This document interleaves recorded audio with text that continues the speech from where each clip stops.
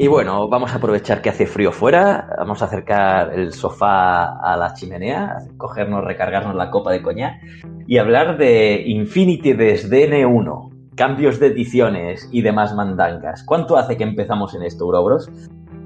Bueno, pues así haciendo un poco las matemáticas, pues como, no sé, ya 12 años, ¿no?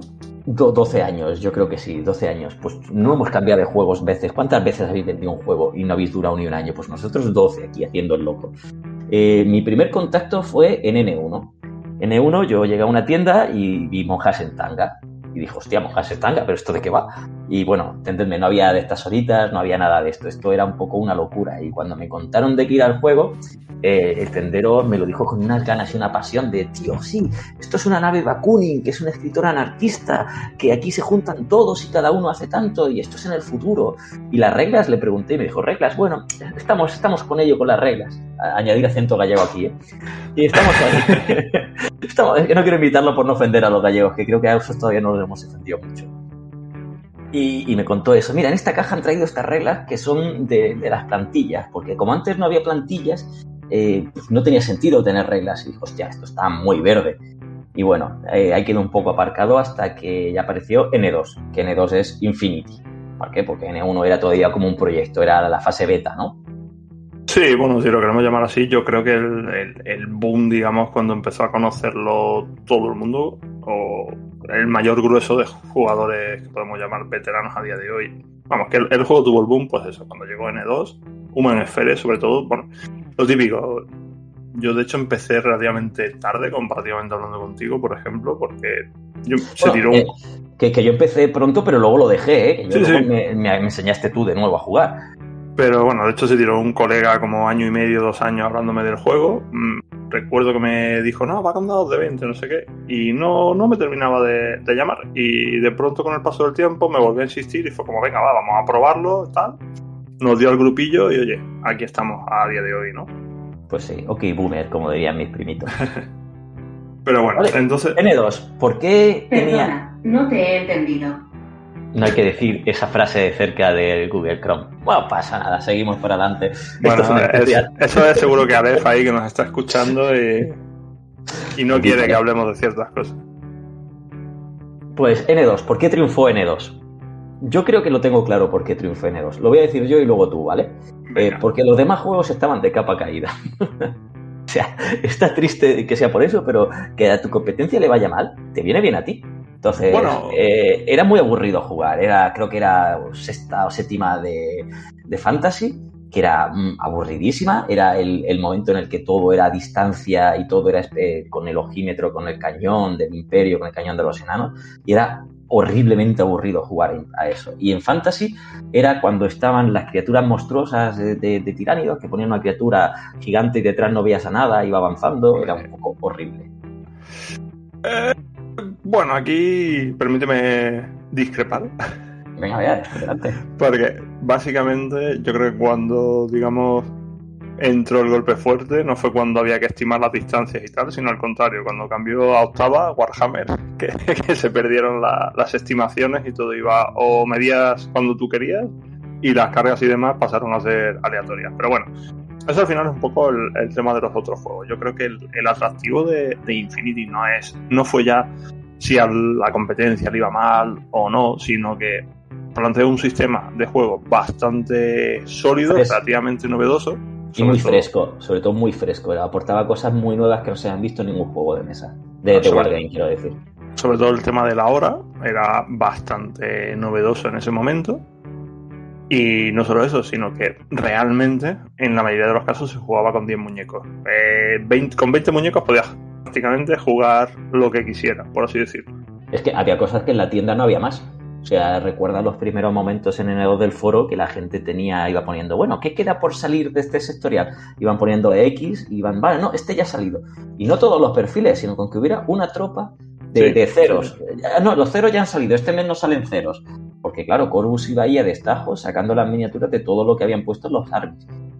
Sí, de hecho, bueno, eso sí que es algo que yo creo que Corvus todavía lo mantiene. Es inexplicable, yo creo que es un fetiche. El tema de los paracaidistas, yo creo que suelen ser el único tipo de unidad del que acaban saliendo si no todos los perfiles, sino casi todos, en un tipo además de tropa, que normalmente juegas todos sí están muy locos, ¿no? Sí, y nunca los pintéis, porque si pintáis un paracaidista no va a salir. O sea, lo vas a poner en mesa 2 segundos. Es como pintar un camo. No, tú pinta las banderas, que siempre van a estar en mesa. Pero bueno, eso es otro tema. Sí que es verdad, que sacan, igual que sacar el come pecados francotirador. Si no lo usa nadie, ¿para qué lo sacas? Claro, bueno, porque la caja, los francotiradores molan. Claro, lo sacas en la caja, que me quiero comprar todas las otras 5 miniaturas y así lo compro y luego lo guardo en un cajón o le corto la punta y es el HMG, como siempre hago yo. Pero bueno, N2, estamos en el momento N2, todo era felicidad y alegría, unas reglas que no las entendía ni el que la habías hecho, eso era horrible. O sea, bueno, no, al contrario, yo de hecho, esto es un poco también eran tiempos más sencillos, eso sí es verdad, eran tiempos más sencillos y había muchas menos reglas, muchas menos iteraciones. El recorrido es un poco también, pues eso, hablar un poco de la historia, de lo que recordamos, también un poco para explicar un poco la situación actual del juego, que es un poco el punto, ¿no? A ver, yo recuerdo que de hecho una de las cosas que más me convenció de N2 en general es que el reglamento estaba bastante cerrado, era bastante anti-culo duro, por así decirlo, porque recuerdo muchas conversaciones con algunos colegas muy mascarreglas. No vamos a poner nombres, pero yo creo que en la comunidad de Granada todo el mundo sabe de quién hablo. Mejor no decir el nombre, pero sí, ese es el que estáis pensando, granadinos. En fin. Y nada, y el tema era, pues seguro que se puede hacer esto, tal cual. Y de pronto iba al reglamento y había alguna nota en alguna parte, porque el problema de las eternas cajitas con excepciones y aclaraciones dispersas por todas partes siempre ha estado ahí. Y te encontrabas que era como, bueno, pero este caso no puedes hacer esto. Y es como, mira, lo han tenido en cuenta, qué bien, ¿no? Eso en N4 yo creo que hay muchos, no quieren negar nada. En N4 parece que no quieren decir, no, y esto se puede hacer en todas las circunstancias, menos en esta. No, hacen la regla para que no se pueda dar esa circunstancia, pero no te pone expresamente, no se puede hacer trepar plus con esta habilidad. No, o sea... Sí. Bueno, han intentado hacer algo parecido en la última FAQ, que han hablado un poco de la intención de hacer la regla, que no está mal, me parece muy acertado ese enfoque. De hecho, eso antes me gustaba, de esta regla sirve para esto. Y ya con eso, si había alguna duda, decías, bueno, es que lo hicieron para que se hiciera de esta forma y tú estás intentando arañar por aquí. Pero bueno, en fin, los arañadores. También en N2 había una cosa que era muy bonita, que era lo sencillo, que eran los armies. Era en plan, tenías estas ILs, estas IPs y el tag. Y ya está, no había mucho más donde escoger. Había tan poca elección que tenía mucha personalidad cada ejército. Porque, hostia, es un intruder que tiene visor y que tiene camo. ¡Qué puta locura de combinación de reglas! O sea, ¿a quién se le ha ocurrido juntar esas dos cosas? Y ahora en N4 es lo más común del mundo. Sí, sí que es cierto. Bueno, que además sobre todo yo creo que es algo que han ido acusando sobre cada vez más los genéricos. O sea, la avalancha de perfiles que tienen a día de hoy los genéricos. Yo creo que es uno de los principales problemas que puede tener. Te voy a hacer una pregunta antes de que sigas y verás cómo lo resolvemos. ¿Tú votarías porque la mayor parte de los perfiles carismáticos de un sectorial se pusieran en genérico o que fueran exclusivos? Yo soy un ferviente defensor de que haya perfiles exclusivos, a cuantos más mejor, en los sectoriales. Es que con eso solucionan todas las papeletas. No he conocido a nadie que me haya dicho lo contrario. Todo el mundo dice, es que si esto es exclusivo del sectorial, ¿por qué me lo metes? Es que me han reducido la disponibilidad, sí, pero ¿para qué lo metes? Porque al final en el genérico acabas con 15 perfiles muy parecidos y acabas cogiendo el pro. En fin. Sí, y no solo eso, sino se dan casos como por ejemplo actualmente el perfil de los orcos, que es inmanejable. O sea, abres el army y no sé cuántas entradas hay, pero están triplicadas, porque son el orco normal, el de Winterford y el de Varuna. Y es como, bueno, pero claro, no. Si pusieran en plan de, bueno, y el orco genérico solo está en genérico, pero no, es que te meten todos esos en genérico. Sí, claro. ¿Por qué? Algo exclusivo, no te cuesta ningún trabajo hacer. Orco de Varuna, que tenga esquivar más 2,5 y que sea exclusivo de Varuna. Y ya está. Sí, y estás dando a la misma tropa una pincelada de color que es exclusiva de Varuna. Y ya está, y no te hace falta tampoco hacer un orco de Varuna en miniatura, ¿sabes? O sea, no es necesario. Le cambias el esquema de color para Varuna y ya está. Ya está. Pero bueno. Porque esto es lo mismo que llevan haciendo en Guild Wars Soul con los marines toda la puta vida. Sí, por ejemplo. O sea, como mucho le cambian la hombrera y ya, ¿no? Pero bueno, al margen de esto, volvamos a N2, ¿no? ¿Qué pasa, no? Si hacemos memoria, yo creo que N2 fue como la edición de los tags, ¿no? Que era uno de los elementos del juego, adicionalmente a las reglas y demás, porque evidentemente, si no te impacta visualmente el juego, las reglas te cuesta mucho más mirarlas, salvo que sea muy machacón a nivel de reglas. Pues ¿qué pasa? Que Infinity tenía esta figura del mecha tipo dibujo anime, ¿no? Y claro, oye, molaba. Y además... Estamos hablando de 2010, con todo el auge sí. que tenía el anime, que ahora mismo ni se le acerca al auge que tenía el anime en aquella época. Bueno, es diferente. Yo creo que también que por aquella época había muchos animes, pues... Muy tipo futuristas. el Apple Seed, del... Los in the Cell, el de lo que bebe Infinity, a fin de cuentas. Sí. Mucho, pues había uno que era Full Metal... con mecha, todo mecha. El Gundam típico, ¿no? O sea, millones de cosas. Claro. Entonces, claro, veías esas figuras en mesa y era como, wow, qué guapo, ¿no? Porque era muy frecuente que casi cualquier facción con acceso a un tag lo jugase. Había excepciones, ¿no? Pero en general, para Oceanía estaba el Cúter, estaba el Squalo. Casi siempre había por lo menos una de las dos listas que llevabas a los torneos que llevaba el tag. Era muy raro que no. Era normal escoger la facción en base al tag que más te gustase. O sea, yo recuerdo perfectamente decir, el tag de los de Tunguska me gusta, yo soy de Tunguska. Y ala. Sí, exacto. Y te adaptabas en base a eso, porque eran 9 tíos y el tag. Exacto. Entonces, también, tú has dicho lo de las reglas y no te quiero interrumpir, pero yo discrepo profundamente. Yo cuando entré a Infinity venía de juegos súper aburridos, venga, yo ya he terminado mi turno, le toca al rival y encima el rival es lento, venga, me voy a por un café y me cuentas qué carajo has hecho. Y en Infinity no. En Infinity yo recuerdo cuando estábamos jugando, se nos acercaba la gente y decía, espera, que es tu francotirador, le está disparando a aquel tío. Digo, obviamente se está moviendo delante de mi francotirador. Y yo sacaba pecho en plan de, es que este juego lo permite. Y en plan de, pero entonces, cada vez que se mueva alguien le va a disparar tu francotirador. Digo, claro, para eso he puesto el francotirador ahí. Para eso está asomado, ¿no? Claro, pero hostia, qué puta locura. Entonces no vas a poder hacer nada, vas a tirarte todo el turno escondido. Digo, ¿por qué? Coge tú un arma que sea mejor que el mío. O sea, ¿qué pasa? Que si los otros no tienen la capacidad, que son tontos los otros, que solo se van a mover cuando el francotirador no estés, formas. Si no, y se te quedaba la gente. Y yo recuerdo jugar con un corro de gente alrededor, que esto ya de tiempo de cuando yo tenía 10 años, cuando jugabas al Street Fighter en la recreativa, que juntabas un corro de gente alrededor viéndote, le ha salido el Aviuken rojo, ¿no? Pues igual, y la gente se juntaba, y tú, en aquella época no era Warcore, ni yo ni nadie, y vamos, la gente entraba al juego de gente de 10 en 10, y además iba a la caja 30 euritos. Con 30 euritos tienes todo lo que hay de Bakuni. Vale, luego hay un par de blisters y eso era increíblemente sencillo para captar gente. Sí. Code One, me vas a perdonar, pero Code One es lo que intentó, pero obviamente le está costando más trabajo. Bueno, yo creo que Code One no. Cuando lleguemos a N4, ¿vale? Vamos a dejar Code One para más adelante, pero bueno, salvando un poco las anécdotas, ¿no? Todo lo que había alrededor, si pensamos un poco en cómo era el juego, pues eso, hablamos de que la mayoría de los ejércitos llevaban 10 tropas. Algunos ejércitos, por ejemplo, cuando empezaron a salir los sectoriales y demás, sí conseguían estirar un poco más a 10 más 3, que solían ser el médico con los 2 remotos y 2 pulso flash por ahí o algo así, que básicamente era para que el médico tuviera órdenes para poder curar si se daba la situación, ¿no? O cuando salió Ariadna, yo recuerdo cuando empezó a salir Ariadna que sí, que decías, vale, y tengo esto, porque la lista estándar, para que niños sentados en mis rodillas, que os contaré cómo eran las listas estándar en aquella época, era el tag que se te iba un tercio de la lista aproximadamente, eso es innegable. Luego no había enlaces, los enlaces eran cosa del futuro. Te metías 2 tocabotones, sean camo, ¿no? Porque ser camo en aquella época era muy caro, era horriblemente caro pagar el camo. Sí, y si lo tenías era en plan de, es que soy camo, soy invisible, cuidado conmigo, que soy aquí la teniente Kusanagi. Tenías los 2 o 3 banderas baratitos para darte órdenes y luego quizá un orador más o menos bueno, 1 o 2. Y poco más, es que ya había llegado a los 10.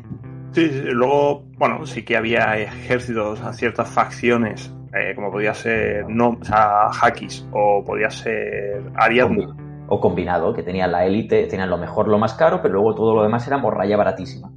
Sí, que sí podías sacarte varios grupos, entonces había una serie de mecánicas, pero bueno, en general se jugaba más acotado, con lo cual al final las tropas que eran muy potentes, pues tipo Tax, tipo por ejemplo el Águila, que en N2 era terrible, pues claro.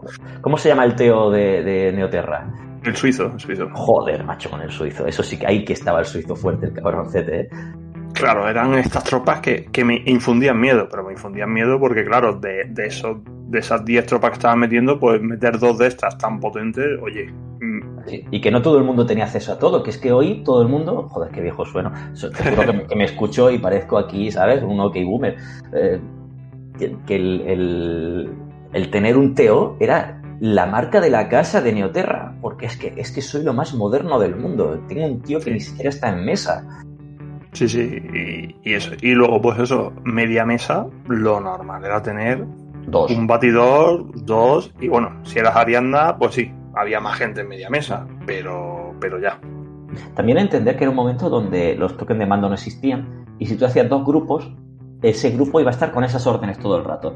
O sea, Guille ha comentado lo del médico, pero es que si venías un segundo grupo con 3 órdenes y te mataban 2, con una orden no ibas a ninguna parte, entonces no podías poner nadie que necesitaras varias órdenes para hacer algo. Sí. O sea, estaba condenado a no hacer nada más, entonces preferías no gastar puntos en eso y gastarlos en un solo grupo potente. Exactamente. Y bueno, yo creo que eso es más o menos un poco el resumen rápido que podemos hacer de N2, ¿no? Bueno, antes de pasar, vamos a seguir con la comunidad. El foro. Vale. El foro en N2, Guille. Eso era... A ver, no era el paraíso, no nos flipemos. Había troll a cascoporro. La comunidad internacional casi ni existía en N2, si no recuerdo mal. ¿Había un foro en inglés en N2? Yo no me acuerdo de haberlo visto. Pues si te digo la verdad, no lo sé, no me acuerdo. No, posiblemente sí, yo creo que sí. Sí, pero el foro grande era en español. O sea, los ingleses ponían ese al revés del mundo. Usaban el Google Translator para traducir al castellano y postear en el castellano. Eso era gracioso de ver. Y era increíble. Tú escribías cualquier cosa y te respondían a los segundos porque había gente que tenía conectado el foro. Y ponías una lista y la gente te la respondía y te la analizaba y hablaba así un poco de todo. También había gente que iba a hacer el descanso y a trolear. Y estaba el famoso banhammer ¿no? Que a la mínima que decía cualquier tontería, ¡pam!, baneado. Que eso se le echa de menos, ¿eh? Vaya que sí se le ha echado de menos al banhammer. Bueno, el tema es ese, ¿no? Así que el foro tuvo una explosión. Yo creo que hacia 2012 o 2013 fue como un boom, ¿no? Sí. También la tecnología era lo máximo que había en aquella época, entonces ahora mismo está que si Telegram, que si no, hay muchas cosas más fáciles. Ahora hay muchos sitios, o sea, a lo mejor demasiado, ¿no? Cuesta mucho centralizar las cosas. De hecho, en un foro, cuando tú posteabas algo, lo escribías como era con teclado, como que te explayabas más. Ahora en los grupos de WhatsApp coges... qué viejos sonamos, por favor, perdonadnos. No somos tan viejos, ¿eh?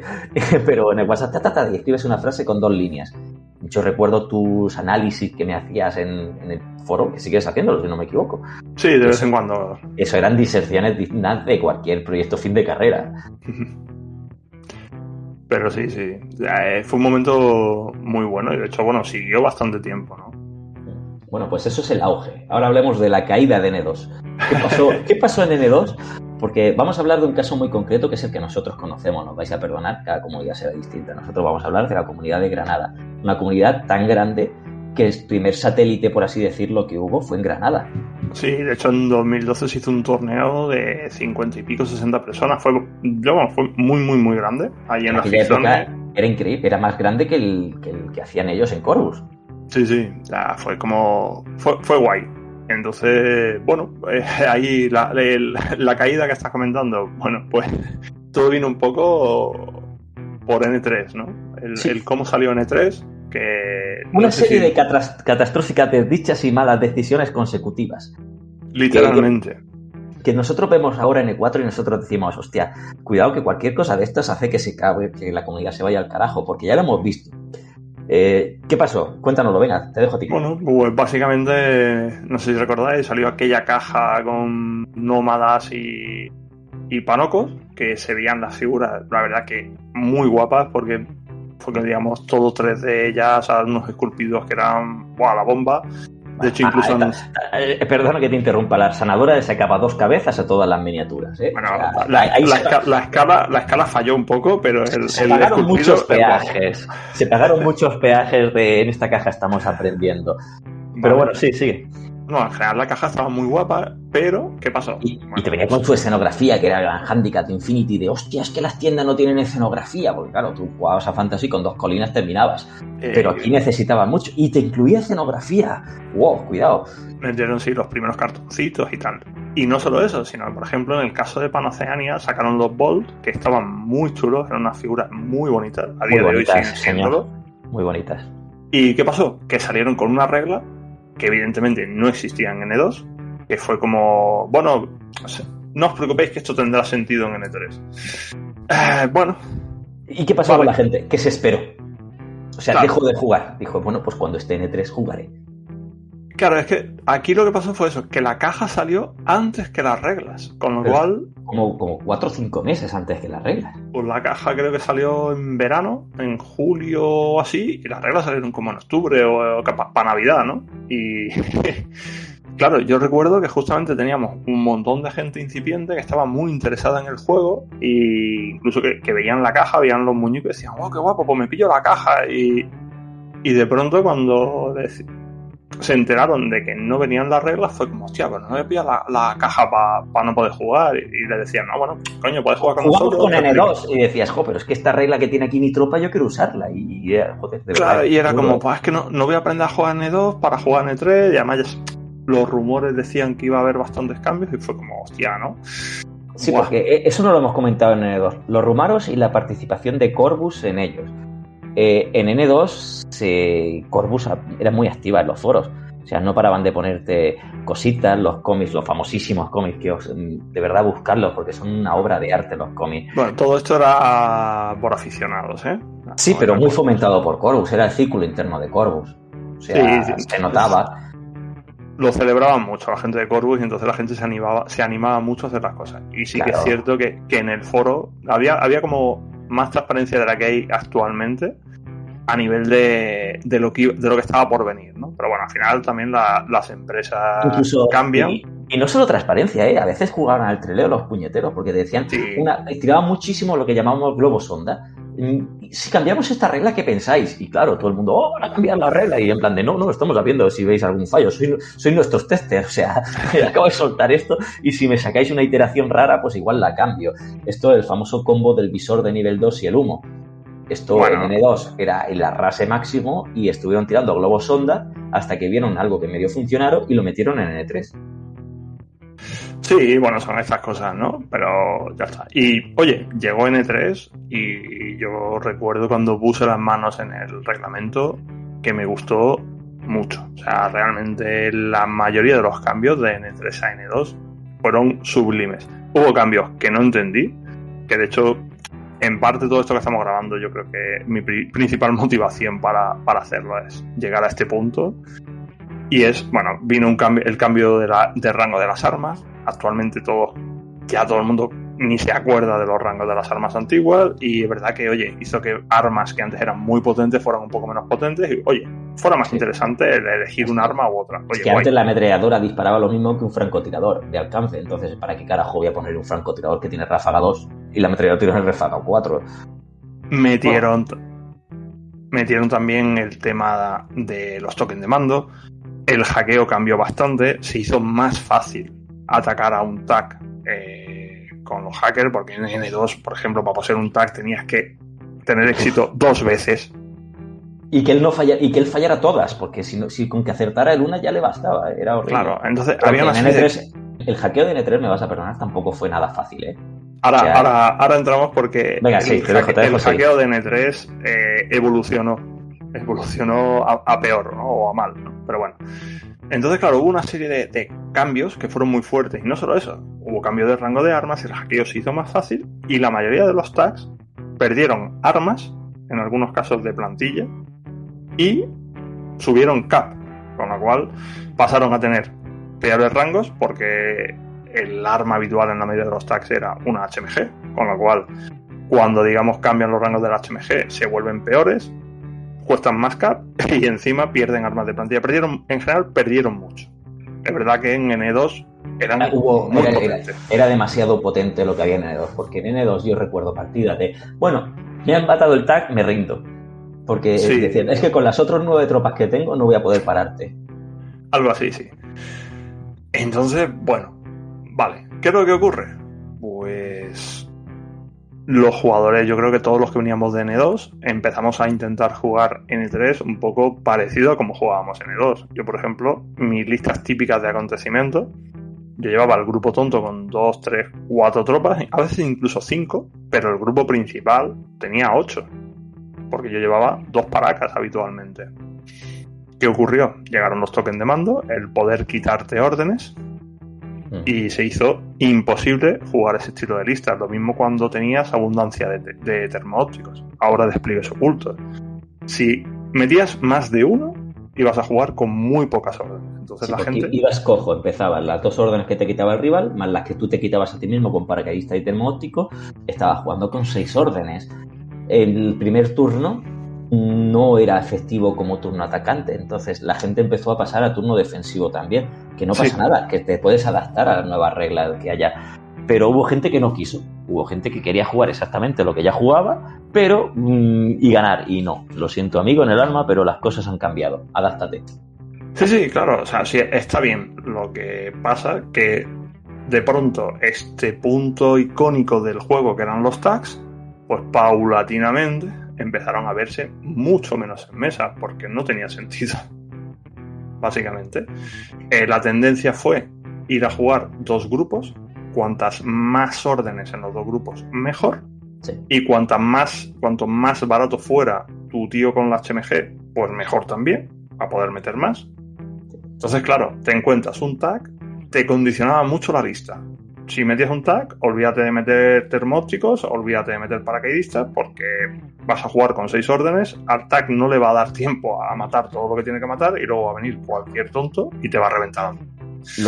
Lo que llamamos eficiencia de órdenes. El tag que vale 70 puntos nunca va a matar 70 puntos en un turno, por lo tanto no le va a dar, no te va a venir bien meterlo, mete otra cosa. Y aquí Ariadna triunfó. Aquí el spam de órdenes. Bueno, empezaron a meterle habilidades con puntería, señuelo, porque esta es otra historia, otro cambio que tuvo el meta. Y es... Pero es que te estás adelantando quizá un poco, porque estamos hablando de N3 empezando.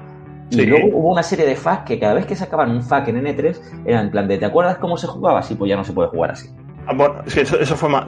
Yo creo que eso ya fue el coscorrón que hundió a Infinity en N3. ¿Te acuerdas? ¿Llevas un mes sin jugar? Sí, pues ya no sabes jugar a Infinity. Porque han cambiado el trasfondo con el metajuego con las FAQ, y ya lo que tú manejabas ya no sirve, porque ahora el spam de Camos de Ariadna o lo sabes parar o no ganas. Aquí es justamente a lo que iba, ¿no? Aparte, también tuvieron no solo eso, sino que salió N3, pero las reglas de Fireteam, por ejemplo, no las habían actualizado. Exacto, y eso tardaron muchísimo, se fue demasiado tarde lo que la actualizaron. Una serie de cosas que no han aprendido mucho, porque en N4 fíjate lo que han tardado en actualizar la regla del fighting. Bueno, cosas que pasan, también lo que... Y luego actualizo lo nuevo y lo viejo lo dejo un poquito, porque anda que no se nota cuando lo nuevo está recién salido, como triunfa y arrasa, y lo viejo es en plan de, hostia, qué revisión le hace falta. Sí que se nota. Bueno, tú tienes Bakunin que te lo van a renovar en breve. Ya, y estoy jugando la liga ahora con Bakunin y es en plan de qué sentido tiene que este tío sea Wildcat si no entra en fin. Vamos a dejar eso. Pues nada, por ejemplo, lo que hablaba, ¿no? Retomando el tema, ¿no? Ariadna, ¿no? No fue una cosa solo de Ariadna, pero tal vez Ariadna fue la que más lo acusó, ¿no? Estaría bien que comentáramos la aparición de los sectoriales. Porque claro... Pero es que los sectoriales ya existían en N2. No, pero me refiero que se notó mucho cuando presentaron Usariadna. Que en plan de, oh mierda, Usariadna. Claro, presentan Usariadna y presentan un estilo de juego distinto totalmente. Donde Usariadna no era el spam de Camos, Usariadna era el de los muchos hombres lobos. Aquí te estás adelantando tú. Estoy adelantando. Sí.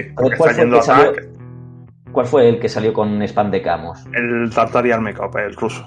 El ruso.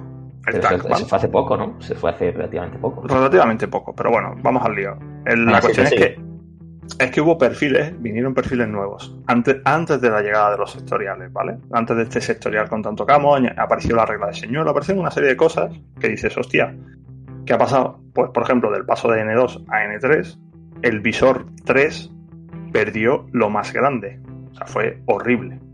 Porque el visor 3 descubría de forma automática a los marcadores de camuflaje. O sea, es decir, tú podías ver un marcador de camo con un visor 3 y declararle el disparo. Tú no sabías lo que había debajo, pero tú declarabas el disparo y ya él se revelaba o no si él quería. Entonces, era brutalmente potente. También había solo 2 visor 3. Estaba el de Neoterra que hemos comentado.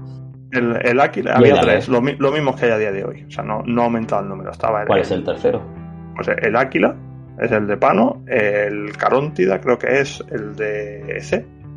Ah, vale, Caróntida. Y luego el de Asura. Y la Asura de Aleph. Ya está. Claro, pero era pagar 70 puntos, era meter o tío. Valían carísimo, que es lo que ocurre. Claro, era o el tag o esto. Entonces decías, hostia, es que el tag es perder el tag. Que en N2 había tan poco marcador de camo en general que, hostia, salía el visor 3, hacía mucho daño porque te reventaba los marcadores de camo. Y además, si a Ariadna le tocaba jugar contra el visor 3, básicamente estaba jodidísimo. Vamos a N3, el visor 3 ya no descubre de forma automática, ¿vale? O sea, bueno, descubre de forma automática, pero tiene que declarar descubrir, con lo cual ya cambia mucho la mecánica. Ya no puedes moverte y disparar, sino tienes que moverte, descubrir y ya podrás disparar después. Con lo cual la economía de órdenes empieza a verse muy, muy, muy, muy afectada. Y no solo eso, sino que es que la cantidad de marcadores de camuflaje que empiezan a desplegar algunos ejércitos se duplica prácticamente. Eso hizo que al final, a mitad de N3, la gente ya en los torneos pusiera de como máximo 2 grupos o un grupo y medio. Porque ahora en N4 sabemos que son 15 tropas, ¿vale? Pero es que antes eran infinitas. Y yo recuerdo, y tú recordarás, el spam de camos ariano con 25 o 30 camos en mesa. Sí, un montón. No terminaba pasamos de jugar unas partidas en N2, en 1 horita y media terminábamos la partida, que está fantástico, no tiene nada de malo terminar una partida. Has perdido rápido, has ganado rápido, jugamos otra. De repente, en plan de tengo 30 camos, déjame que apunte cuál de cada uno de los 30 es algo, y ahora espérate que no te esté haciendo follería, porque Infinity, aunque es un juego de caballeros y todos somos súper honestos y súper legales, cuando tú descubres, siempre descubres el sellelo, nunca descubres el que es, oye, qué cosas, y matas a las banderas, y la última bandera es el teniente, nunca es el primero el que mata, porque todavía no han podido solucionar ese problema, que yo desde aquí os recomiendo que al que sea el teniente le pegáis un pegatito de POSIT o de blue tag del color que sea, se lo pegáis debajo. Entonces, cuando te matan una bandera que no es, lo enseñas y dices, mira, ves, este no es el teniente. Y se acabó. Y cuando matan al teniente, pues joder, aquí está, me has jodido la partida. Pero oye, hay que ser un poco. Y esas partidas, esos señuelos, eso spam de camos, ese minador, porque antes no estaba lo de minador en N2, recuerdo que no estaba, ¿verdad? O sea, sí estaba. Y tenía la opción de minador. ¿Sí? ¿Seguro? Sí. Vale, pues la naga minadora de la monofilo, ¿no? Es que hija de perra era la monofilo. No la monofilo, la normal. Ese era el Sabasti, el monofilo. En fin. Que había menos cosas en mesa, y al haber menos cosas en mesa, la partida era más estratégica y más rápida, porque cada cosa que perdías te dolía en el alma. Mientras que ahora, y en N3 también pasó, había tantas cosas en mesa, sobre todo lo barato, que decías, joder, es que he invertido 3 órdenes en ver una puta mina. Sí, y no me ha servido nada. Y para ver una mina no he hecho nada, mientras que el otro, un tío de 8 puntos con lanzallamas, ha llegado, me ha tocado 3 tropas y me ha fundido las 3. Ahí está. De hecho, mira, aquí pasa un paradigma también que yo creo que también nos ocurre a los jugadores más veteranos, el tema de las plantillas. Las plantillas cambió mucho también de N2 a N3, ¿vale? En N3 las plantillas se volvieron mucho menos terribles porque en N2 el esquivar una plantilla era con -6, con lo cual nunca jamás optabas por esquivar. Sabías que estabas muerto, le disparabas en donde, bueno, pues ya no me matas más, por lo menos. Exacto, le pegabas el tiro y Dios diría, ¿no? Ya, aquí tiramos chapa los dos, ¿no? Sí. Pero eran N3, muchas más. En N3 eran menos dañinas, pero infinitas.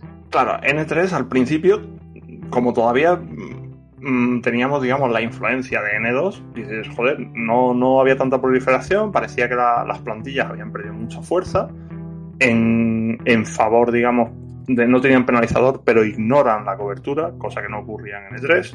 O sea, en N2 hay una serie de cosas, pero ¿qué pasa? Que conforme va avanzando N3, cada vez hay más tropas con más plantillas y sobre todo tropas baratas con plantillas. Sí. Con lo cual... Porque claro, en Infinity parece que la plantilla es lo que nos daría a ti a mí si empezara una guerra. En plan de, toma, no te voy a dar una K, No te voy a dar nada, ningún arma de ningún tipo que tengas que apuntar. Te voy a dar una plantilla que tú reces, cierras los ojos, le das a los dos gatillos y lo que esté delante que se muera. ¿Y qué pasa? Sí. Que es demasiado fácil. De hecho, yo recuerdo en aquella época testeando las mierdas estas de las plantillas, que eran en plan de, bueno, por lo menos que supere una tirada de CD para que la plantilla surta efecto. En plan de tira, imaginaos esta situación en vuestra cabeza. En vuestra cabeza vas con el Morlock o con la tropa random de turno Warband y tú vas a disparar el Chain Rifle y tienes que tirar un CD. ¿Vale? CD de 11, pues 11 hacia abajo, pues el 50% de las veces no se va a activar el Chain Rifle. Sí, o sea, era tan radical que es que antes era te ponía el chain y lo que estuviera debajo prácticamente estaba muerto. Claro, o sea, en N2, si, haciendo un poco memoria, tú dices, joder, las armas de plantilla en algunas tropas eran muy fuertes. Por ejemplo, el Cutter llevaba un lanzallamas, que se lo quitaron por razones obvias, ¿no? O sea, entre cómo funcionaba el ataque sorpresa, el -6, o sea, mil cosas, ¿no? Pues oye, vale. Pero, ¿qué ocurre? Que también te enfrentabas a lo mejor a Caledonia, te enfrentabas a tropas que tendían a tener tropas muy plantilleras, de ser Highlander y demás, y dices, oye, bien, ¿qué pasa? Que no había tantos, a lo mejor el rival llevaba 2 de ese tipo, 1 en cada grupo, o llevaba 2 y 2, no llevaba más. Entonces, de alguna forma tú tenías que jugar para lidiar con los oradores del rival, con la gente que había dejado el rival asomado, para que tu tío de plantilla llegase. Ahora, si llegaba, evidentemente hacía una escabechina de narices, pero la probabilidad de que llegase era mucho menor. ¿Qué es lo que ocurre? Pues en N3 cualquier tonto tiene plantilla, así que cualquiera que llegue por azar del destino te va a plantar y que parece, y bueno, y en N4 ya ríete, pero es que cualquier tropa que no le pongas un chain call, un nanopulser, un algo, es que parece que, coño, es que no está redonda la tropa, vamos a poner una plantilla para que le haga el especulativo a los camos, ¿sabes? Sí. Ya ha ido increciendo, o sea, ya es, antes tú tenías una tropa con 2 o 3 habilidades y el arma, y ahora tienes, vamos, los perfilando que nos habéis escuchado, el Dao Fei, por ejemplo, tiene tantos perfiles y tantas opciones, es que llega un momento en el que... El Sanji. El Sanji, el Dao Fei era el otro, vale, tienes razón. Es increíble, ya te pierdes de la cantidad de opciones que tiene, pero te pierdes tú, pierdes al rival y hace que la partida sea mucho más. Porque ya no es una, son 15. Y las 15 tienen muchísimas habilidades y muchísimas cosas. Que está muy bien. A mí me gusta. Es el Infinity que yo quiero. Pero no es el Infinity que un novato quiere. Un novato se me abruma. Yo cada vez que le empiezo a explicar esto, increíble la cantidad de reglas que le tengo que explicar para una partida que luego me va a durarme 5 horas porque se me va a parar el pobre. Con recortar algunos perfiles, algunas cosas, eso sería un tema bueno. Y luego, bueno, no solo eso, seguimos con la evolución, ¿no? Las IPs siguen siendo relativamente caras, siguen siendo caras en cap también, no solo los tags. Las IPs tenían además muchas de ellas todavía el movimiento relativamente lento, sobre todo las IMs. O sea, sí que hubo un cambio de N2 a N3, que las IPs se volvieron más rápidas, pero las IMs seguían sufriendo este movimiento 10-5, con lo cual hizo también que cierto tipo de perfiles de IM dejaran de jugarse en favor de IPs. Hubo una serie de cosas, y no solo eso, sino que las IPs, en N3 tuvimos el hacker de asalto, que básicamente podía aislar e inmovilizar a las IPs. Era como, wow, qué locurón. Porque de eso... Sí, porque antes las IPs, lo único... Y en hora no, eran activos. O sea, el hackeo antes... Ahora si quieres hacer una retrospectiva del hackeo, porque el hackeo ha evolucionado muchísimo. O sea, de ser inútil a ser solo servir para el combo de los misiles a servir para cosas. Y eso, entonces en N3 o primeros de N3, por así decirlo, pues eso, hubo ese intento de seguir jugando con N2, que se jugaba con tags, con IPs, con cosas muy gordas, a notar cómo tus listas de un solo grupo no funcionaban, porque además muchas veces si ibas primero estabas condenado a tener solo 8 órdenes, en el mejor de los casos, no te daba para matar a las 18 tropas del rival.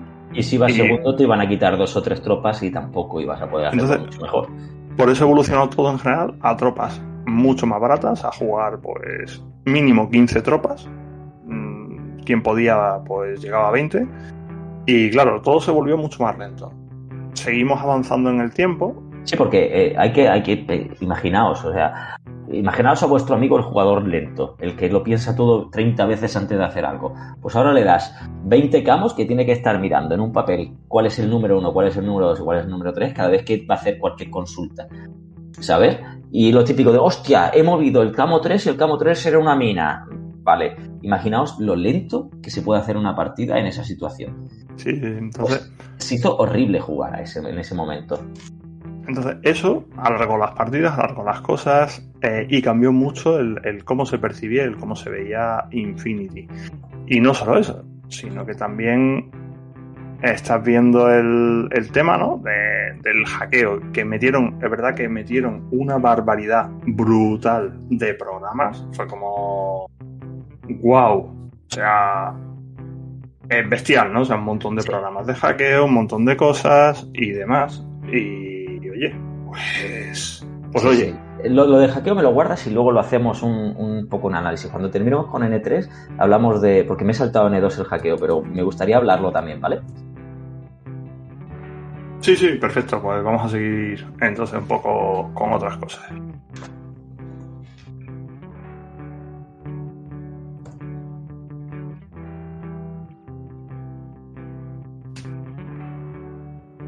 Dudas frecuentes, dudas que nos pasan en las partidas hasta la gente que llevamos ya 12 años jugando en esto. Y que, bueno, lo explican 1000 veces, lo van cambiando en las ediciones y en las FAQ y aún así, pues es raro, no es raro que se den las dudas. Esto nos pasa a todos, ¿verdad? No soy solo yo. No, esto siempre hay alguna duda y siempre hay que echar mano del reglamento a mirar alguna cosilla porque, oye, nunca se sabe y además lo típico. Nosotros tenemos ya una costumbre de jugar, un tema de ediciones que nos hacen a veces olvidarnos del último que está faqueado o de lo último que vino en la edición de turno, ¿no? Sí, o como jugamos más con la versión N3, pues no, es que en N3 se hacía así y se me ha quedado. Eso también es una excusa barata que tenemos. Pues bueno, sí. Pues mira, hoy estaba jugando con Difos, un saludo compañero, y nos ha surgido una duda que la hemos resuelto por lógica y luego me dio el reglamento y bueno, lo hemos hecho bien. Los plantillazos, estos lanzamisiles, lanzacohetes que te amargan la vida porque afectan a más de una tropa y se te olvidó separarla. Sabías que el rival lo tenía, sabías que el noctífero estaba ahí, pero tú lo pusiste juntos. A mí me ha pasado con el noctífero del hacendado este, el que tienen los destartantes blancos. ¿Te sabes su nombre? El Judum o Jundum o algo así. Básicamente es eso, con un lanzacohetes en vez de misiles. Y luego no tiene el mimetismo -6, tiene el -3. Una mala bestia, por lo que vale en punto. Claro, pues está en la típico edificio imaginaos con escaleras, ¿no? Y estaba el enlace y estaba, pues, uno de los del enlace, la escalera número 3, otro estaba en el nivel que va a ser el 5, para que me entendáis que era ya el tejado, y otro estaba en la escalera número 2, ¿vale? Estaban en fila. Sé que es difícil, ¿vale? Luego en el vídeo de YouTube igual lo intentamos de otra forma, pero en podcast y usar imaginación. Claro, él me ha puesto el plantillazo en el escalón número 3. ¿Y cómo funcionan las plantillas ahora? Primero, vamos a explicar las reglas. Vale, las plantillas terminales, bueno, la circular, ¿vale? Tiene que centrarse sobre la tropa objetivo. Esto ya es un punto bastante importante tener en cuenta que tiene su relevancia, ¿vale? Por eso las plantillas que os regalan en los paquetes estos de ejército contra ejército, dentro va una orden, porque si quitáis la orden cabe justo la peanita para centrarla fácil. Entonces, claro, como tienes que centrarla, eso es una... Y además ponerla sobre la superficie de juego. Entonces, ¿qué es lo que ocurre? Que normalmente la plantilla, la explosión, siempre va a ir hacia arriba, ¿vale? Hacia abajo es complicado que vaya. Tendría que estar la tropa, digamos, justo en el borde. Y si está en el borde no cabe la peana, así que no se va a dar ese caso. Vale. Los escalones ya sabemos que a veces hay que hacer un poco de abstracción porque si no, no entra, ¿no? Pero bueno, a efectos prácticos lo que suele ocurrir aquí es que, claro, como tú tienes la plantilla centrada y puesta sobre la superficie, si la tropa que digamos queda por debajo de tu altura, pues ocurre que no te va a afectar la plantilla si estás cuerpo a tierra. Evidentemente, si estás de pie y demás, pues tu silueta seguramente quede muy por encima de la explosión y entonces también reciba, a pesar de estar un nivel por abajo. Claro, eso es a lo que íbamos. Que imaginaos que la explosión se da en la cota 0, pero todo lo que tenga silueta 2 pues está en la cota 0 más 2 y sí que le está dando. Entonces, aunque la explosión no se dispersa hacia abajo, sí que le está afectando a la tropa que está de pie porque le tiene la altura. Entonces, parece una tontería, pero a la hora de poner simplemente lo pones cuerpo a tierra y ya esa tropa se está librando. Pero la que estaba un nivel por encima, esa sí se ha comido la explosión y eso sí está más o menos claro, ¿verdad?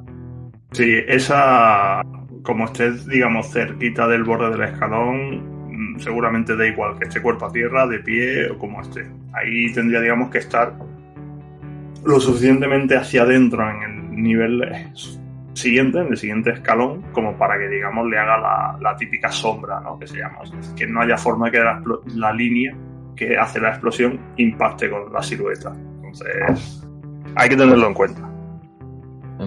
Entonces, resumiendo, las plantillas de explosión, las circulares que se ponen lanzamisiles, lanzacohetes, etcétera, hacia abajo no afectan. Tú lo pones y cualquier cota que esté por debajo se libra. Pero hay que tener en cuenta que tu tropa tiene una altura. Y si esa altura supera la cota de la explosión, se está viendo afectada por la explosión.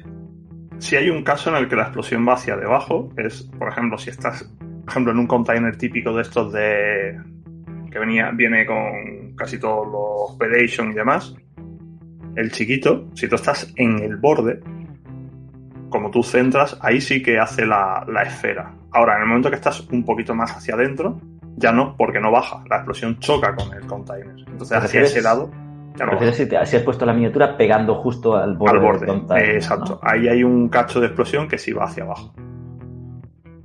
Pero bueno, poquita, y si tienes la tropa al lado con silueta casi que es anecdótica, pero bueno, sí, existe. Pero hay que tenerlo en cuenta. Sí, mira, me he acordado cuando has dicho las sombras de los de lanzagranadas, en no sé qué edición fue, haciendo sombra con los de ese edificio, ¿te acuerdas? Qué dolor. N2. Joder, qué dolor. Qué tiempos más oscuros eran. Tenías que ir pegado siempre a las paredes para que no te cayera el zambombazo. Y tenía que tener el edificio más de 6 centímetros y medio porque si no, da igual. Da igual, esos tiempos pasados oscuros jamás volveremos. Sí. Vale. Y bueno, al final es eso, con el tema de las plantillas granadas y demás. Más cositas que nos han surgido.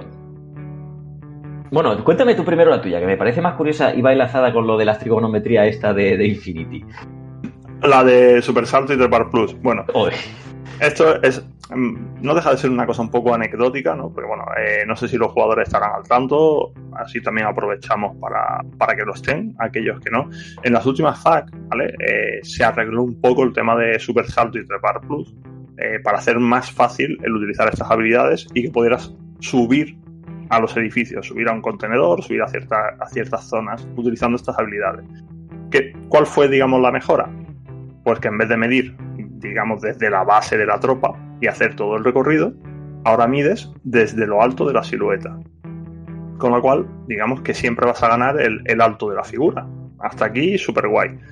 Para subirte, por ejemplo, a un edificio de 10 centímetros, pues una tropa de silueta 2, que son como 4 centímetros, vas a usar 6, cuando antes básicamente no llegabas arriba con un único movimiento, ¿vale? Trepando. Si medía más de 7,5. Entonces aquí, guay. ¿Qué es lo que ocurre?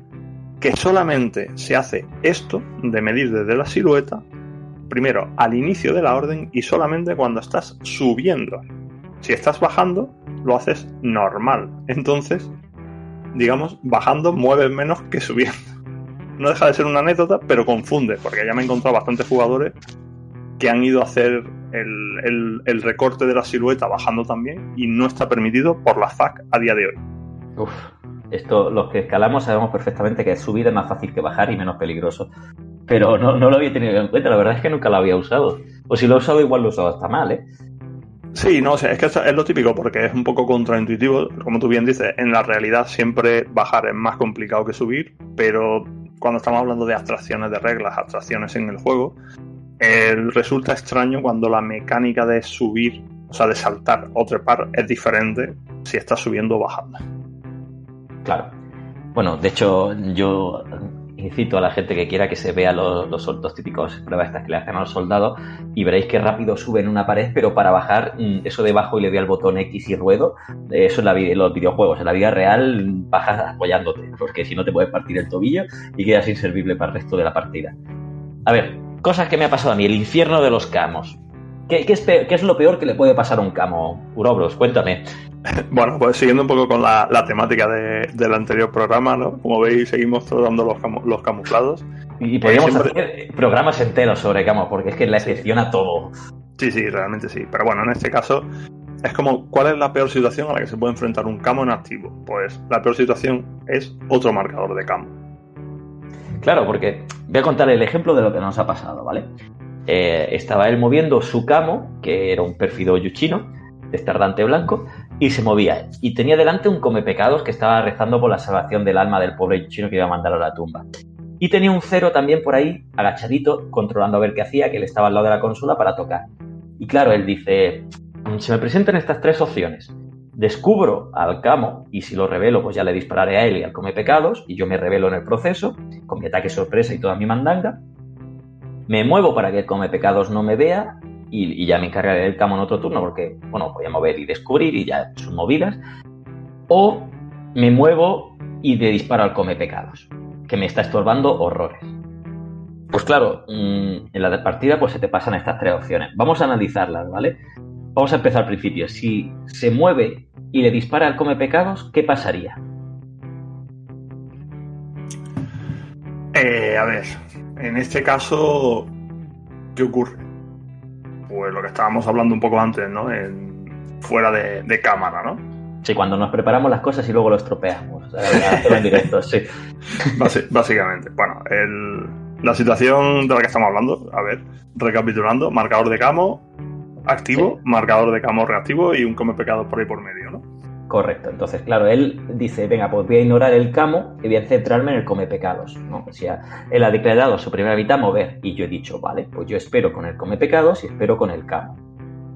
Correcto. Al final, cuando tenemos enfrente un marcador de camo, tenemos una serie de horas limitadas y si queremos ejecutar otra fuera de esas básicas, por así decirlo, que están en el listado permitido, tenemos que esperar a que el marcador de camo se revele. ¿Qué es lo que ocurre? Que como contra un marcador de camo no se pueden declarar ataques, salvo, como decíamos en otros programas, declarando descubrir previamente, o sea, es decir, habiendo declarado como primera mitad ese descubrir.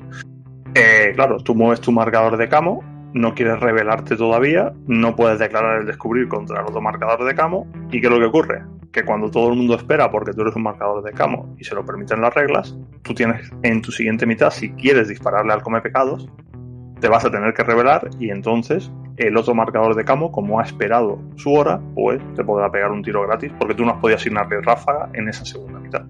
Claro, porque la secuencia de orden, nosotros al final hemos cogido un papel y lo hemos intentado hacer en plan secuencial, ¿no? La secuencia sería, primero el camo activo, el yuchino, declara movimiento. Luego me toca a mí la fase de hora. Yo he declarado esperar con el comepecado y esperar con el camo. La siguiente fase sería el otro desarrolla su segunda mitad, que en este caso, pues dice, declaro disparar a lo que veo, porque por ahora solo veo el comepecados. Y luego la resolución. Él no me podía declarar ninguna ráfaga a mi camo porque no sabe lo que hay debajo del camo. Y yo en la resolución revelo a mi camo y le atizo de gratis. Sí, básicamente es eso. Por eso decimos, digamos, que el peor enfrentamiento que tiene un marcador de camo es otro marcador de camo.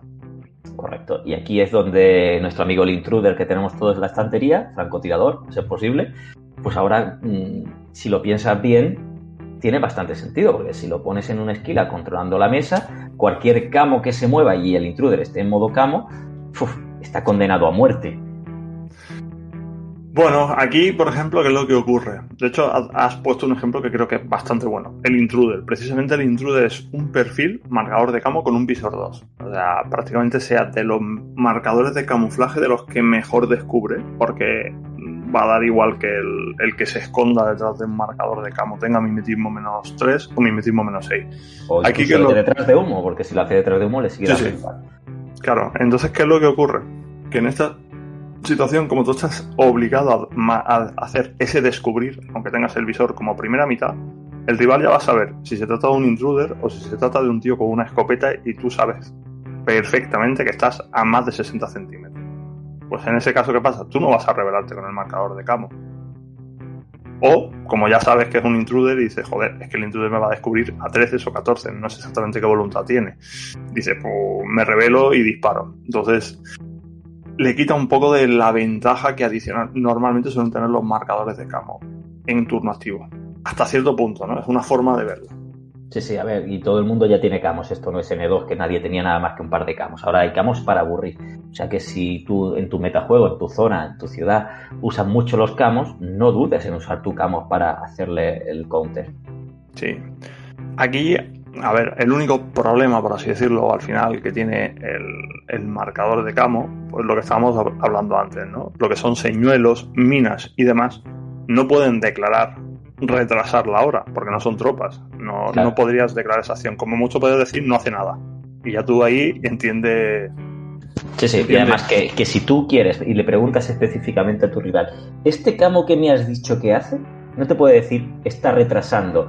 Porque es muy común decir, y todo lo demás retrasa, ¿no? Pues yo lo he hecho, sí. De hecho, y todo lo demás retrasa. ¿Para qué? Para no ir uno por uno. Pero claro, ahí había minas. Y estaban viéndolo. Yo en mi partida, pues la mina no le afectaba, no le iba a decir absolutamente nada. Pero si él te pregunta, oye, ¿y esto de aquí qué hacía? Y dice, no, esto no hace nada, no tiene hora, sí, o sea, no genera. Y ya dices, hostia, canta la legua de una mina. Es muy típico cuando, sobre todo, estás jugando partidas en las que tienes típica lista con 4, 5 o 6 marcadores de camo. Es muy fácil, muy fácil, que al final solamente acabas diciendo los 2 o 3 que retrasan, y lo que son minas y demás tiendes a veces a obviarlo, y ocurre mucho que el otro ya ha movido, ha declarado la segunda mitad y entonces dice, pero ese camo había dicho algo y tú, no, nada, ¿no? Es complicado. Al final, por un tema de agilidad, es verdad que muchas veces se hacen ciertas mañas, se aceptan ciertas cosas que realmente no están recogidas en las reglas, no es la forma sobre el papel, ¿no?, de hacerla, pero al final por acelerar es mucho más fácil decir, no, todo el mundo te espera, pues ya está. O sea, claro. Cuando hay que te interesa mucho saber qué hace un camo, pues ostras, mira, lo preguntas y ya está, no tiene más. Sí, incluso si quieres rascar mucho, haces eso. Mira, otra forma así de acelerar un poco el juego que hemos estado usando en esta partida que te comento, él tenía un hacker y tenía que hacer la típica misión de hacer una tirada de hackeo contra mi civil, ¿no? Sí. Y dice, hostia, es que no sé si voy a llegar. He dicho, bueno, tal como está la regla ahora, tú declara movimiento y luego mide tu zona de control. Y si estás dentro de tu zona de control de mi civil, pues ya puedes hacerle perfectamente la misión esta de las cartas. Sí. Chicos, nada lo impide. O sea, las reglas están para usarlas, para bueno y para malo. Entonces él ha movido, ha visto que estaba dentro y ha hecho la tirada. Incluso de paso ha aprovechado, ha hecho un círculo con el metro. Os recomiendo las reglitas estas que vienen en los Operations y demás. Le cortáis el trocito que os sobra y tenéis una regla de 20 centímetros rígida, maravillosa. Y si no, las típicas de Crisis Protocol y demás, hay muchas que vienen de 20 centímetros. Y si no, de Blue Ball, vosotros me entendéis. Lo tenéis, es la reglita de zona de control. Porque tú mueves y haces así, haces zona de control, perfecto. Pues ya sé todo lo que luego puedo hackear, porque soy un camo o por lo que sea. Es una forma muy cómoda de ahorrarte el ojímetro, que yo, por ejemplo, lo tengo muy poco afinado. Sí, no, es una forma de acelerar decisiones y tal. También, esto como todo, mi recomendación es que tampoco vayáis midiendo cada vez que hacéis una mitad de movimiento, midáis la zona de control, porque os eternizáis, evidentemente. Era en el caso este concreto de antes de declarar el hackeo, pues oye, ya lo sé antes de antemano, si no, pues hago... Sí, totalmente, pero ya está. Hago el matiz porque me consta que hay gente que ahora se ha puesto como muy estricta con esto de las zonas de control y es como, no hace falta, ¿vale? O sea, mueve, no te hago bien. Simplemente, ¿no? Bueno, pues hasta aquí consejos y dudas, ¿o tú tienes alguna más?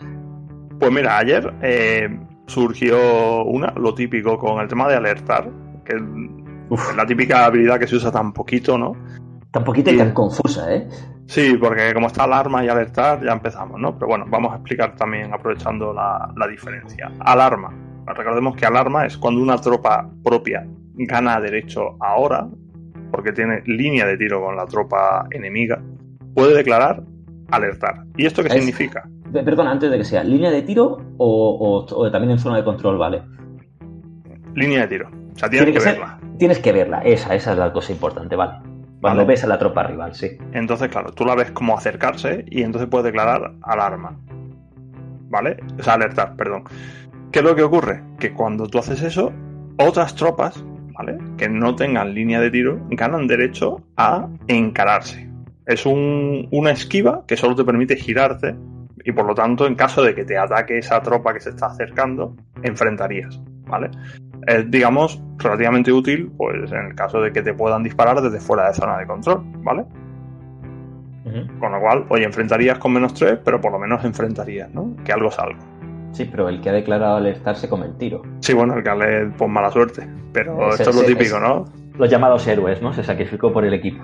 Tu IP está mirando a Cuenca, se va a comer 5 tiros de HMG y lo otro que tiene delante es un Warcore. Pues el Warcore se sacrifica por la patria, ¿no? Sí. ¿Vale? Es una opción. Y bueno, y luego tenemos lo de alarma. Lo de alarma es cuando una tropa enemiga, ¿vale? Recibe ataques o cae inconsciente, ¿vale? Porque ha sido atacada y esto ha ocurrido en la zona de control de otras tropas. Si esas otras tropas no han declarado, y esto es muy importante, hora en esa orden, pueden girarse gratis. Como, oyen que se cae el amigo y miran a ver qué ha pasado. ¿Vale? Básicamente es eso. Y otra cosita, ya por añadir y rizar el rizo, cuando te disparan desde fuera de zona de control, ¿vale? Recordemos que las plantillas van diferentes porque si eres objetivo de una plantilla y el chain rifle alcanza más de la zona de control. La plantilla pequeña también, pero es mucho más complicado que se dé la situación. Tú ganas derecho ahora cuando eres objetivo de una plantilla sin necesidad de tener línea de tiro, ¿vale? También ocurre con las terminales y demás. Pero si te disparan con un fusil combi, por ejemplo, a 40 centímetros desde fuera de tu línea de tiro, tú estás de espaldas, no tienes derecho a ninguna hora. Pero, al ser objetivo del ataque, si sobrevives, ¿vale? Puedes sobrevivir porque no te hayas fallado todos los tiros, porque hayas tenido mucha suerte con las chapas o por cualquier circunstancia, tú ganas derecho a girarte. Girarte solo. O sea, no... O sea, sin embargo, si te ha pegado un disparo y has fallado la sacra de blindaje, ya puedes hacer Claro, ya podrías ir con las agallas. Exacto. Vale. Son estas reglas que, oye, te pueden dar una partida, porque te sale un paraga por detrás y de ver cómo mueren tus tropas a sacrificar una y darle la vuelta para encararse a las demás, pues mira, es una opción, ¿eh? Sí, no, esto es de estas cosas que dices que es brutalmente útil precisamente por esto, ¿no? O sea, porque ocurre mucho, te entra una tropa, un marcador de camo o algo, no te esperas por una zona que no te esperas y dices, oye, mira, pues esta tropa que está viendo voy a permitir que el resto del ejército se gire. Que no obstante, bueno, implica una tirada con -3 y hay veces que el sacrificio no responde, pero bueno, está ahí, es una alternativa y se nos olvida mucho.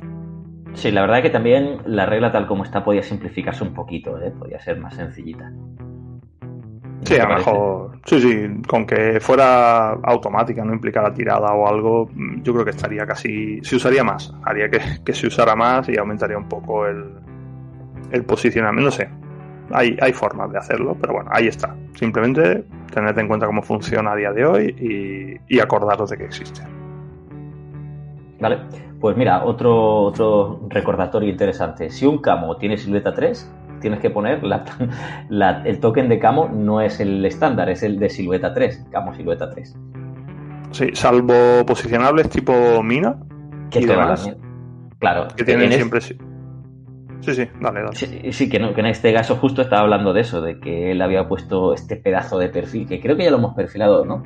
¿Perfilamos el patas largas este? El Lonja, yo creo que sí, en su momento cuando salió se le dio mimo. Claro, pues en este caso esta tropa es camuflada y además tiene minador. Entonces, cuando pone la mina pone la típica mina de silueta 2. Pero el bicharraco este tiene silueta 3. Entonces, como para jugar al trileo no te sirve, pero de todas formas, joder, has puesto una mina. Vale, 16 puntos, me cago en la leche.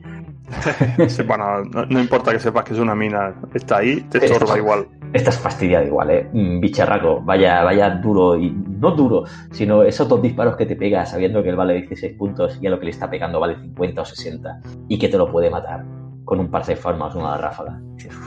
Como me lo mate, esto ríete tú de tus famosos Dailami. Esto sí que es un mal bicho. Y esto en modo, como haces tú con lo de Dailami a ver si lo digo, de coordinado, ¿no? Coordinas esto, dos de estos. ¿Todos los coordinados tienen que ser remotos en un orden coordinado? No, la única, digamos, restricción para declarar la coordinada, aparte de gastar el token de mando y demás, es que tienen que tener la misma instrucción y estar en el mismo grupo. O sea, es decir, correcto. Unas tropas regulares o tropas irregulares, pero no pueden mezclar tropa irregular con tropa regular. Pues ya te digo, te hace una coordinada con 2 de estos y 2 los que sea, aunque solo sea para mover y coger posición los otros 2. Y jolines, qué mal rato. En fin, dudas que tengáis nos las escribís por el grupo de WhatsApp. Si vemos que no se han repetido mucho, igual la ponemos en el podcast y si no, pues la responderemos en el propio grupo lo más rápido posible. ¿Vamos a otra cosita? Pues sí, vamos a otra cosita.